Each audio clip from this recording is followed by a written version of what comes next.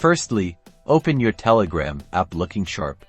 See that search bar at the top? That's your starting point. Tap on it. Now, type in a keyword related to your interests. Think about what you're into. Maybe you're a travel enthusiast, a crypto guru, or a gaming aficionado. Start with a general search, like food, music, or even your city name. Press enter or tap the search icon. Voila! The search results will appear. Telegram sorts results as top results, channels, users, and groups. You want to concentrate on groups. Look carefully. Many of the groups will be presented under the groups label.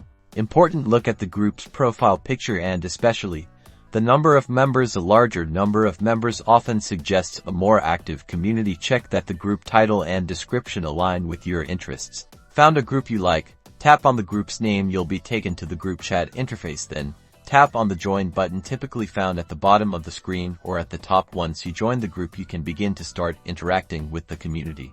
Congratulations, you've joined the club.